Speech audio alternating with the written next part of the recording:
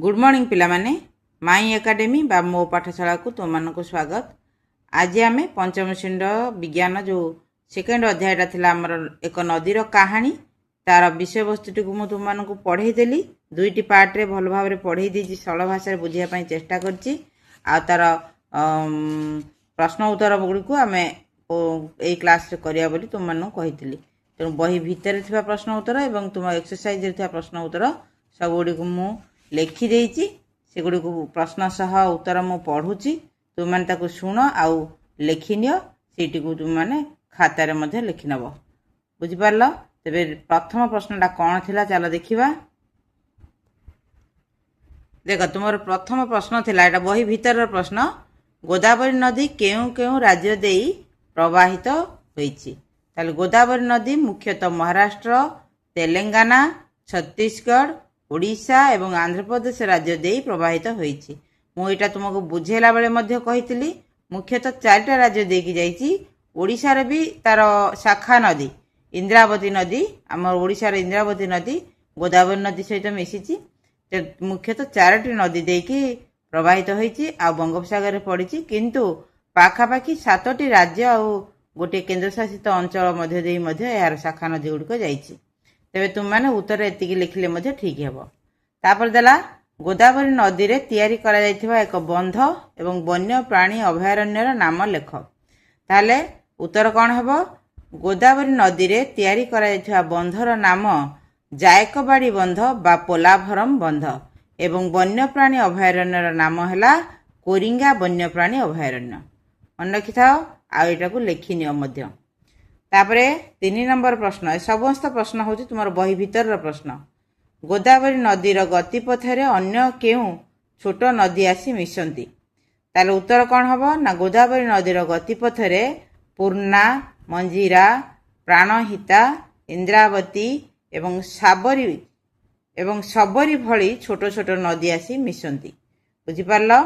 तापर देला प्राचीन कालरू लोकमाने सर्वदा नदी किंबा जलाशय निकटरे सेमानकर घर तैयारी करी आसुछंती। अनुमान करि परिबो काहेकि? यार उत्तर मध्य लिखि देछि सेटु देख पढ़ी दउछि मु तुमन पई। ताले उत्तर कोन हैला ना प्राचीन काल रे मनीष नदी किंबा जलाशय निकटरे बसवास करिवार मुख्य कारण गुड़िक हैला जलर सहज उपलब्धता पीवा रोषेई करिवा एवं दैनंदिन घरोई काम पई प्रचुर जल सहजरे मिलुथिला। आउ कोन रहिला ना कृषि और पशुपालन नदी कूलर माटी अत्यंत उर्वर होइथिबारु चाष कार्य एवं गृहपालित पशु मानक पई अनुकूल थिला। तापर पॉइंट रे कोन थिला कोन पई लोक माने नदी कूलटा को बाछुथिले बसवास करिया पई ना गमनागमन आ व्यवसाय। सेही समय रे रास्ता घाट नथिबारु नदी पथ देई डोंगा सहायरे यातायात एवं वाणिज्य करिवार सहज थिला। आउ कोन रहिला ना खाद्यर संधान मु कहिछि नदी रु ही से माने अधिकांश खाद्य को ने बाहर करथांती बा नदी रु ही पाई थांती। नदी रु माछ एवं अन्यान्य जलचर जीव सहजरे खाद्य रूपे मिलुथिले बुझि पारलो। तापर गोटे प्रश्न थिला गोदावरी नदी उपरे लोकमाने निर्भर करुथुवा 3टा कार्य।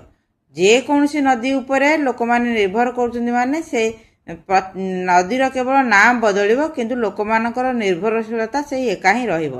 ताले कौन हैला ना लोक माने गोदावरी नदी ऊपर निर्भर करुथुवार 3टी मुख्य कार्य हैला कृषि कार्य पई जलसेचन करिबा दैनंदिन घरोई व्यवहार एवं पीवा पई जल संग्रह करिबा नदी पथ दे नौका चालना बा गमनागमन करिबा। आ गोदावरी जगार अन्य जेकोसी नदी हेले मध्य एथि पई ही लोक माने नदी ऊपर निर्भरशील हुअंती बुझि पारछो। ता पर प्रश्न कौन अछि चलो देखिबा।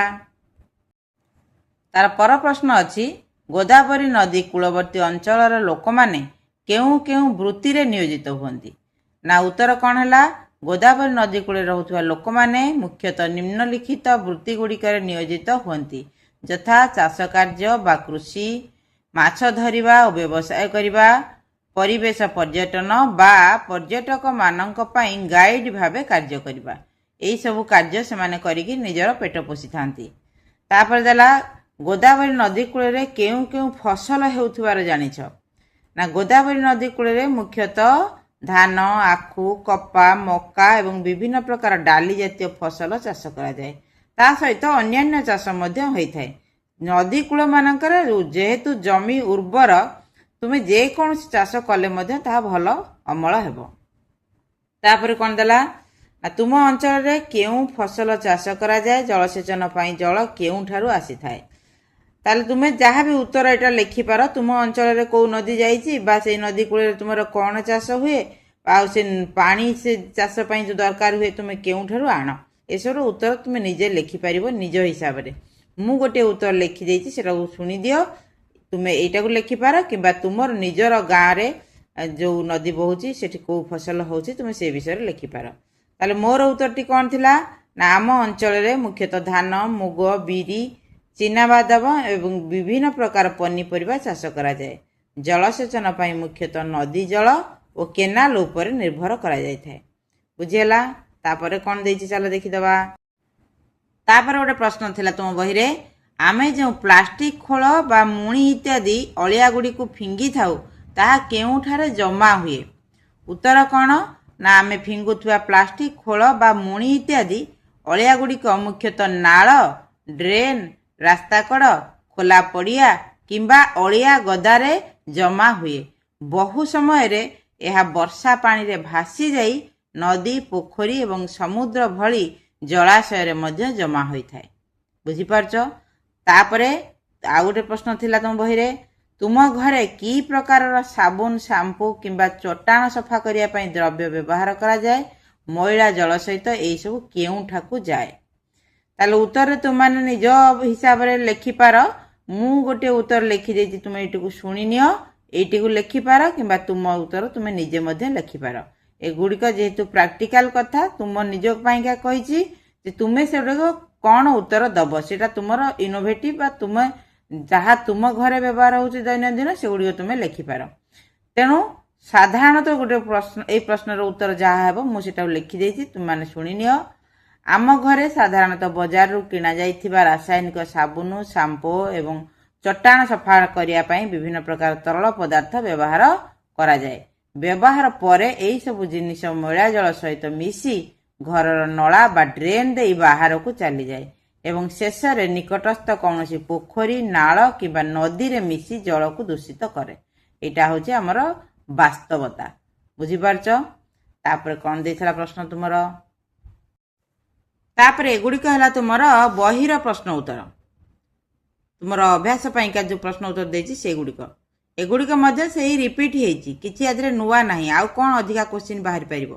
ତଥାପି ଆମେ ଉତ୍ତରକୁ ଯେହେତୁ ପ୍ରଶ୍ନ ଦେଇଛି ତାର ଉତ୍ତର ଲେଖିବାକୁ ପଡ଼ିବ। ତାହେଲେ 1 ନମ୍ବରରେ ଦେଇଛି, କେଉଁ କେଉଁ ନଦୀ ଆମ ରାଜ୍ୟ ମଧ୍ୟ ଦେଇ ପ୍ରବାହିତ ହେଉଛି?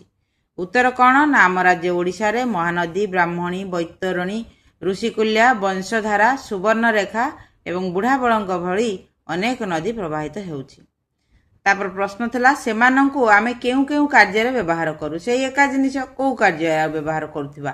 ସବୁ ନଦୀ ଗୁଡ଼ିକ ଯେଉଁ କାର୍ଯ୍ୟରେ ବ୍ୟବହାର ହୁଏ ସେଇ କାର୍ଯ୍ୟ ହିଁ ହେବ। କ'ଣ କ'ଣ ନା ପାନୀୟ ଜଳ ଏବଂ ଗୃହ କାର୍ଯ୍ୟ ପାଇଁ, ଚାଷ ଜମିରେ ଜଳସେଚନ କରିବା ପାଇଁ, ବିଦ୍ୟୁତ୍ ଶକ୍ତି ଉତ୍ପାଦନ ପାଇଁ, ଆଉ ବିଭିନ୍ନ ଶିଳ୍ପ କାରଖାନା ଓ ମାଛ ଚାଷ ପାଇଁ। ତାପରେ ପ୍ରଶ୍ନ ଥିଲା, ସେମାନଙ୍କ ଉପରେ ବନ୍ଧ ବନ୍ଧା ଯାଇଛି କି? ହଁ, ଏଇ ନଦୀ ଗୁଡ଼ିକ ଉପରେ ବନ୍ଧ ବନ୍ଧା ଯାଇଛି, ଯେପରିକି ମହାନଦୀ ଉପରେ ହୀରାକୁଦ ବନ୍ଧ ଆଉ ବ୍ରାହ୍ମଣୀ ନଦୀ ଉପରେ ରେଙ୍ଗାଲି ବନ୍ଧ। ଏଇଟା 2ଟା ଉଦାହରଣ ଦେଇଛି, ତୁମେ ଅନେକ ଉଦାହରଣ ଦେଇପାର ଅଲଗା ନଦୀ ଗୁଡ଼ିକ ଉପରେ କେଉଁ କେଉଁ ବନ୍ଧ ଅଛି। 3 ନମ୍ବରର ପ୍ରଶ୍ନ ଥିଲା, ପରିବାରର ଜଣେ ବୟସ୍କଙ୍କୁ ପଚାର। କ'ଣ ପଚାରିବ ନା ସେ ଛୋଟ ଥିଲାବେଳେ ନଦୀର ଅବସ୍ଥା କ'ଣ ଥିଲା? ସେ ମାନେ ତୁମ ବୟସ୍କ ଯେଉଁ ପରିବାରର ବାପା, ଅଜା ବା ଦାଦା, ବଡ଼ବାପା ଏମାନଙ୍କୁ ପଚାରିବ ଯେ ସିଏ ଯେତେବେଳେ ଛୋଟ ଥିଲେ, ସେମାନେ ଯେତେବେଳେ ଛୋଟ ଥିଲେ ନଦୀର ଅବସ୍ଥା କ'ଣ ଥିଲା। ତାର ଉତ୍ତରରେ ସେ ତୁମକୁ କ'ଣ କହିଲେ ତୁମେ ସିଧାସଳଖ ତାଙ୍କଠାରୁ ଯାହା ଶୁଣିବ ବି ଲେଖିପାରିବ, ନଚେତ୍ ସାଧାରଣତଃ ଭାବରେ ତାଙ୍କର ଉତ୍ତର କ'ଣ ହେଇଥିବ ବୋଲି ଯାହା ଅନୁମାନ କରୁଛ ସେଟାକୁ ତୁମେ ଲେଖିପାରିବ। ମୁଁ ତାର ଉତ୍ତର କ'ଣ ଲେଖିଛି ଚାଲ ଦେଖିବା। ତାହେଲେ ମୁଁ ଲେଖିଛି ଯେ ପୂର୍ବେ ନଦୀର ଜଳ ଅତ୍ୟନ୍ତ ସ୍ୱଚ୍ଛ, ନିର୍ମଳ ଏବଂ ପ୍ରଦୂଷଣ ମୁକ୍ତ ଥିଲା। ନଦୀରେ ବର୍ଷ ସାରା ପ୍ରଚୁର ପରିମାଣରେ ପାଣି ରହୁଥିଲା। এইটা তোমার উত্তর হইপারে কিংবা আউ টিকে এলাবোরেট করে তুমি মানে মধ্য লেখিপার যাহা তোমার ঘরর গুরুজন মানে কহিথিবে। বুঝিপারছ? তারপরে কোন দিয়েছি চাল দেখিবা। তারপরে প্রশ্ন আছে সেই সময়রু আজি পর্যন্ত কোন সবু পরিবর্তন হয়েছি। ନା ବର୍ତ୍ତମାନ ଜନସଂଖ୍ୟା ବୃଦ୍ଧି ଓ ସହରୀକରଣ ଯୋଗୁଁ ନଦୀ ଜଳ ପ୍ରଦୂଷିତ ହୋଇଯାଇଛି। ନଦୀର ଜଳସ୍ତର କମିଯିବା ସହ ନଦୀ ପଠା ଗୁଡ଼ିକ ମଧ୍ୟ ଶୁଖିଯାଉଛି। ବୁଝିପାରିଲ? ତାପରେ 4 ନମ୍ବର ପ୍ରଶ୍ନଟା କ'ଣ ଦେଇଛି ଚାଲ ବହିରେ ଦେଖିଦେବା। 4 ନମ୍ବର ପ୍ରଶ୍ନ ଦେଇଛି, ପୂର୍ବେ ଲୋକମାନେ ନଦୀକୂଳିଆ ଅଞ୍ଚଳରେ ଗ୍ରାମ ବା ସହର ସ୍ଥାପନ କରୁଥିଲେ, କାହିଁକି? ଆଗ ଭଳି ବର୍ତ୍ତମାନ ମଧ୍ୟ ନଦୀ ଆମ ପାଇଁ ସେହିପରି ଗୁରୁତ୍ୱପୂର୍ଣ୍ଣ କି? ପ୍ରଥମ ପାର୍ଟର ଉତ୍ତର ମୁଁ ପୂର୍ବରୁ ଦେଇସାରିଛି। ଆମର ପ୍ରଥମ କୋଶ୍ଚିନ୍ ଯେଉଁ ବହି ଭିତରେ ଯେଉଁ ସବୁ କୋଶ୍ଚିନ୍ ଦେଇଥିଲା ବହି ଭିତରେ ସେଗୁଡ଼ିକର ଉତ୍ତର ଯେଉଁ ଲେଖିଥିଲି, ଏ ପ୍ରଥମ ପାର୍ଟଟା ସେଇ ଉତ୍ତର ମଧ୍ୟ ଅଛି। ସେକେଣ୍ଡ ପାର୍ଟଟା ଉତ୍ତର ତୁମମାନଙ୍କୁ ଲେଖିବାକୁ ପଡ଼ିବ। ତେବେ ଚାଲ ଦେଖିବା ମୁଁ କ'ଣ ଲେଖିଛି ଉତ୍ତରଟା। ସେଇ ଏକା ଜିନିଷ ପୁଣି ଥରେ ରିପିଟ୍ ହେଇଛି। ଦେଖ, ପୂର୍ବେ ପାନୀୟ ଜଳର ସହଜ ଉପଲବ୍ଧତା, କୃଷି କାର୍ଯ୍ୟ ପାଇଁ ଉର୍ବର ପଟୁମାଟି ଏବଂ ନଦୀପଥ ଦ୍ୱାରା ବ୍ୟବସାୟ ଓ ଗମନାଗମନର ସୁବିଧା ଥିବାରୁ ଲୋକେ ନଦୀ କୂଳରେ ବସତି ସ୍ଥାପନ କରୁଥିଲେ। ତାପରେ ସେକେଣ୍ଡ ପାର୍ଟର ଉତ୍ତର କ'ଣ ହେବ? ହଁ, ଆଜି ମଧ୍ୟ ନଦୀ ଆମ ପାଇଁ ସେତିକି ଗୁରୁତ୍ୱପୂର୍ଣ୍ଣ, କାରଣ ବୃହତ୍ ସହରଗୁଡ଼ିକୁ ଜଳ ଯୋଗାଣ, କୃଷି ଓ ଶିଳ୍ପ ଏବେ ମଧ୍ୟ ନଦୀ ଜଳ ଉପରେ ସମ୍ପୂର୍ଣ୍ଣ ଭାବରେ ନିର୍ଭର କରୁଛି। ବୁଝିପାରୁଛ? ନଦୀ ଜଳକୁ ଛାଡ଼ିଦେଲେ ଆଉ ଅନ୍ୟ କେଉଁ ଏତିକି ବଡ଼ ମଧୁର ଜଳର ସୋର୍ସ ଅଛି ଯାହାକୁ ଆମେ ବ୍ୟବହାର କରିକି ବଞ୍ଚିପାରିବା? ତେଣୁ ନଦୀ ଜଳ ହିଁ ଏକମାତ୍ର ଉପାୟ, ଯେଉଁଟାକି ଅଧିକ ପରିମାଣର ମଧୁର ଜଳ ଆମେ ନଦୀରୁ ହିଁ ପାଇଥାଉ। ତାପରେ ପ୍ରଶ୍ନ 5 ନମ୍ବର ପ୍ରଶ୍ନ କ'ଣ ଦେଇଛି ଚାଲ ଦେଖିବା। 5 ନମ୍ବର ପ୍ରଶ୍ନ ଦେଇଛି, ଯଦି ତୁମ ଗ୍ରାମ କିମ୍ବା ସହର ପାଖରେ ଥିବା ନଦୀର ସୁରକ୍ଷା ପାଇଁ ନୂଆ ନିୟମ କରିବ ତେବେ ସେଗୁଡ଼ିକ କ'ଣ ହେବ? ମନେକର ତୁମ ଗୋଟେ କିଛି ସରକାରଙ୍କର ଗୋଟେ ବଡ଼ ପଦବୀରେ ଅଛ, ଯେଉଁଥିରେ କି ତୁମକୁ ଦାୟିତ୍ୱ ଦିଆହେଇଛି ନଦୀର ସୁରକ୍ଷା ପାଇଁକା ତୁମମାନଙ୍କ ଚାକିରି ହେଉଛି ଯେ ନଦୀର ସୁରକ୍ଷା ପାଇଁକା ତୁମେ ନିୟମ ତିଆରି କରିବ ଆଉ ତାକୁ କାର୍ଯ୍ୟକାରୀ କରିବ। ଯଦି ତୁମେ ସେଇ ପଦବୀରେ ଥାଅ ତାହେଲେ କିପରି ତୁମେ ଏଇ କାର୍ଯ୍ୟଟିକୁ ତୁଲେଇବ? ତାର ମନେ କର ଉତ୍ତର, ମାନେ ତୁମେ ଇମାଜିନ୍ କର ଯେ ତୁମେ ତ 5ମ ଶ୍ରେଣୀରେ ନା, ତୁମକୁ କ'ଣ ନଦୀର ସୁରକ୍ଷା ପାଇଁକା କେଉଁଠି ଦିଆହେବ ଦାୟିତ୍ୱ ନା ତୁମେ ନିୟମ କରିବ? କିନ୍ତୁ ସେ କହୁଛନ୍ତି, କୋଶ୍ଚିନ୍ ଦେଉଛି ଯେ ମନେକର ତୁମକୁ ସେ ଦାୟିତ୍ୱ ଦିଆଯାଇଛି, ତାହେଲେ ତୁମେ କ'ଣ କରିବ, କେମିତିଆ ନିୟମ ସବୁ ତିଆରି କରିବ? ତାହେଲେ ଚାଲ ଦେଖିବା ଉତ୍ତରଟା କ'ଣ ହେଇପାରେ। ତାହେଲେ କ'ଣ ହେଇପାରେ ନା ନଦୀ ପଠାରେ ବର୍ଜ୍ୟବସ୍ତୁ, ମଇଳା କିମ୍ବା ପ୍ଲାଷ୍ଟିକ୍ ଫିଙ୍ଗିବା ସମ୍ପୂର୍ଣ୍ଣ ନିଷେଧ କରାଯିବ। କାରଖାନା ବା ସହରର ଦୂଷିତ ଜଳକୁ ସଫା ନକରି ସିଧାସଳଖ ନଦୀକୁ ଛାଡ଼ିଲେ ଦଣ୍ଡର ବ୍ୟବସ୍ଥା ହେବ। ମୃତ୍ତିକା କ୍ଷୟ ରୋକିବା ପାଇଁ ବ୍ୟାପକ ବୃକ୍ଷରୋପଣ କରାଯିବ। ଏସବୁ କାର୍ଯ୍ୟକ୍ରମ ଖାତା କଲମରେ ବା କାଗଜ କଲମରେ ଆଜି ବି କରାଯାଉଛି, କିନ୍ତୁ ବାସ୍ତବତାର ରୂପ କିଛି ଅଲଗା। ମଇଳା ବାଟରେ, ପାଣି ବାଟରେ କିଛି ପରିଷ୍କାର ହେବାର ନାହିଁ। ଲୋକମାନେ ଯେଉଁ ଅସୁବିଧାର ସମ୍ମୁଖୀନ ହେଉଛନ୍ତି ସେଇ ଅସୁବିଧା କଣ୍ଟିନ୍ୟୁ କରି ଚାଲିଛି। ବୁଝିପାରୁଛ? ତାପର ପ୍ରଶ୍ନ କ'ଣ ଅଛି ଚାଲ ଦେଖିବା ବହିରେ। 6 ନମ୍ବରରେ ଦେଲା, କେତେବେଳେ ତୁମେ ଜଳ ନଷ୍ଟ କରିଛ ସେ କଥା ଭାବ। ସେତେବେଳେ ଆଉ କ'ଣ କରିଥିଲେ ଜଳ ସଂରକ୍ଷଣ କରିପାରିଥାନ୍ତ?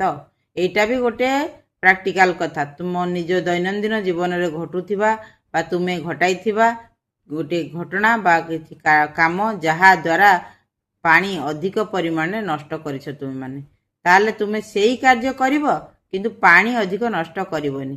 କିପରି କରିବ ସେଇଟାର ଉତ୍ତର ଏଠି ଲେଖିପାର। ମୁଁ ସେଥିରୁ ଗୋଟିଏ ଉଦାହରଣ ଦେଉଛି ତୁମମାନଙ୍କୁ। ବ୍ରସ୍ କରିବା ସମୟରେ କେମିତି ପାଣି ସଞ୍ଚୟ କରିବ ସେଇଟିକୁ ଉତ୍ତର ଆକାରରେ ନେଇପାର, କିମ୍ବା ତୁମେ ଅନ୍ୟ ଜାଗାରେ ଅନ୍ୟ କୌଣସି କାମରେ ଯଦି ଅଯଥା ପାଣି ନଷ୍ଟ କରୁଥିବ ତୁମେ ସେ କଥା ମଧ୍ୟ ଲେଖିପାର। ତାହେଲେ ଉତ୍ତରଟି ମୁଁ କ'ଣ ଲେଖିଛି ଚାଲ ଦେଖିବା। ବ୍ରସ୍ କଲାବେଳେ କିମ୍ବା ହାତ ମୁହଁ ଧୋଇଲା ବେଳେ ଅନେକ ସମୟରେ ପାଣି ଟ୍ୟାପ୍ଟି ଅଯଥାରେ ଖୋଲା ରହିଯାଏ ବା ଆମେ ରଖିଥାଉ। ଏହି ସମୟରେ ଟ୍ୟାପ୍ଟିକୁ ବନ୍ଦ ରଖି କେବଳ ଆବଶ୍ୟକ ବେଳେ ଖୋଲିଥିଲେ କିମ୍ବା ମଗ ବା ବାଲ୍ଟିରେ ପାଣି ନେଇ ବ୍ୟବହାର କରିଥିଲେ ବହୁତ ଜଳ ସଂରକ୍ଷଣ ହୋଇପାରିଥାନ୍ତା। ଏଇଟା ଆମେ ଜାଣିଛୁ କିନ୍ତୁ କାର୍ଯ୍ୟକାରୀ କରୁନାହୁଁ। ଏଇଆ ହେଉଛି କଥା।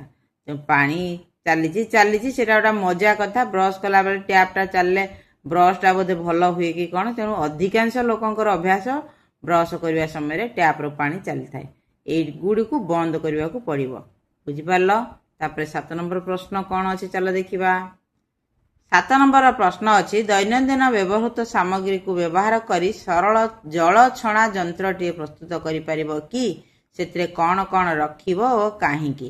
ଏଇଟାକୁ ତୁମମାନଙ୍କୁ ପରୀକ୍ଷା କରିକି ତୁମେମାନେ ନିଜେ ଘରେ पानी को विशुद्ध बा दूषित पानी को किपरि विशुद्ध करिवो सेटा तुमको से देइछि। तुम निज इच्छा अनुसार तुम तो एते जिनस पढ़िलणी, निश्चित भाव में तुम जापर जल को केमिति भाव परिष्कार कर घरे जो जो जिनस सब अच्छी केमिति व्यवहार कर गोटे छणा पानी छणा यंत्रटे तैयारी करिवो। बुझीला। तापर 8 नंबर कौन देला, गोटे नदी कूल नूतन सहर परिकल्पना कर इमाजिन कर, मने मने भाव जदि गोटे नुआ सहर टिके गढ़ा हब नदी कूल एथिपाई कौन पदक्षेप नब, नदी जल को सुरक्षित रखुथब आउ सहर उन्नति होथो, ताल कौन कले ए सब जिनस माने बालांस हेकी चलिबो। चल चल देखिबा करे कौन देला, नदी को परिष्कार रखिबारे कौन पदक्षेप नब, कौन पदक्षेप नहीं हब ना सहरर समस्त मैला पानी को नदी रे छाड़िबा पूर्वरु शोधन प्रकल्प द्वारा संपूर्ण सफा करिवो, तापरे नदी को छाड़िबो। बुझी पारछ, आम माटीर एते शक्ति अछि, दूषित जल को मध्य शोषी नहीं सारला परे से आमको परिष्कार पानी ही माटी तळु दउछि। माटी नौछि दूषित पानी, किंतु आमे जो पिउछु सेटा को आमे सफा पानी ही दउछि। धीरे धीरे केमिति सफा होजेरा ना माटीर तळ स्तर परस्त परस्त हेकी छणा आकार रे रहिछि, तेणु गभीर जल तळकु जदि गला जल दूषित जल ताहले सेटा धीरे धीरे धीरे धीरे धीरे विशुद्ध जल रे परिणत हो जाए। किंतु एटा सबु बेले सबु जगार समान नुहे, अत्यंत अपरिष्कार जगार पानी जे विशुद्ध बाहर सेमती किछि माने नाही। फिर भी मृत्तिकार आमर एते पावर अछि, भूमिर एते पावर अछि दूषित जल को शोषिकी जेमिति आमर गछ अंगारकाम्ल रूपक विष को शोषिकी आमको अम्लजान रूपक अमृत देई थाए, सेही भली माटी मध्य दूषित जल को शोषि नुहे। किंतु आमे ताकू दूषित जल को दबा नाही, जेहेतु सेही जल को आमे माटी तळु बाहर करिकरी पीबार अछि बा आमको पानीय व्यवहार अन्यान्य कार्यक्रम पाई मधुर जल दरकार, तेणु आमे पानी को आमे विशुद्ध हवा को दबा नाही। तेणु नदी जल को आमे सीधा सड़क दूषित जल न छाड़ी से दूषित जल को परिष्कार करिकरी आमे जदि नदी जल को छाड़िबा, प्रथमतः नदी जल सफा रहिबो, द्वितीयतः से आवर्जनारू आमे खत उत्पादन करी आमे ताको विभिन्न कार्य रे लगेई परिबा, चाष कार्य रे। तापर खरे थला प्रबल वर्षा समय तमे केमिति जो सहर गढ़ीच बोली कल्पना करूच गढ़िबो बोली से वर्षा समय केमिति बन्या नियंत्रण करिवो, तार उत्तर कौन हबो ना नदी कूल रे शक्त पत्थर बंध निर्माण करा जिवो एवं बन्या जल सहर भीतर को न पशिबा पई ड्रेनेज व्यवस्था करा जिवो। जदि नदीर दुई साइड रे पत्थर बंध कर दिया जाए ताहले बन्या समय रे आउ नदीर जल कूल खाइबनी, कूल न खाइले कौन हबो, नदीर किछि क्षति हबनी, आउ नदी जल माटी ऊपर को गले मध्य कोटी बंध भांगिब नाही, पत्थर बंध द्वारा माटी धसिब नाही कि नदी पोती हब नाही। बुझी पारछ। तापर प्रश्न कौन थिला ना ग्रीष्म ऋतु रे मध्य सबु बेले समस्तक पई यथेष्ट जल मिलिबो निश्चित करिवा, माने तुमे जो नुआ सहरटा तैयारी करूछ सेथिरे लोक मानकु जेंति 24 घंटिया परिष्कार पानी मिलुथो, कौन ताल केमिति कौन करिवो ना सहर रे वर्षा जल अमल प्रकल्प बाध्यतामूलक करिवो। प्रति वर्ष वर्षा निश्चित भाव 3 मास 4 मास लेखा वर्षा होउछि, सेही समय रे आमे जो प्रचुर परिमाण वर्षा जल को आमे ताकू अमल करी संरक्षण करी रखिबा, किछि दिन पर्यंत आमे ताकू व्यवहार करि परिबा। केमिति करिबा ना बड़ बड़ कृत्रिम जलाशय करिकि ताकू आमे जल संचय करि परिबा, जा फल रे लोक मानकू आमे 24 घंटिया पानी आमे जोगेई परिबा। जदि आमे नुआ सहरटे नदी कूल रे गढ़ुचे एई सबु नियम बा एई सबु कथा चिंता कले आमर सहर भी उन्नति घटिबा सहित सहर सफा रहिबा सहित नदी जल मध्य सफा रही पारिबो। बुझी पारलो। तेबे तुमर एई जो एक नदीर कहानी विषयटी सरीगला, ताको बुझेई देली, तार एक्सरसाइज मध्य कराई देली। तेणु भावुची तुम माने विषय वस्तुटी भल भाव बुझीथिबो आ तुम प्रश्नर उत्तर गुड़िक मध्य तुमे मिल पाई जाइथिबो। जदि मोर पाठपढ़ाटी तुम मानकु भल लागुथाए आ मोर पाठपढ़ा को तुम माने पसंद करूथा ताले तुम माने मो चैनल टी को सब्सक्राइब कर दियो, आउ वीडियो टी को तुम सांग मान सहित शेयर कर दियो। आउ एक क्लास रे तुम मानक सहित देखा हेबो। से पर्यंत सुस्थ रुह, सुरक्षित रुह ଆଉ ସବୁଠାରୁ ବଡ଼ କଥା ହେଲା ପ୍ରକୃତିକୁ ବଞ୍ଚେଇ ରଖିବାରେ ନିଜର ଅବଦାନ ଦିଅ। ରହୁଛି। ଗଡ୍ ବ୍ଲେସ୍ ୟୁ।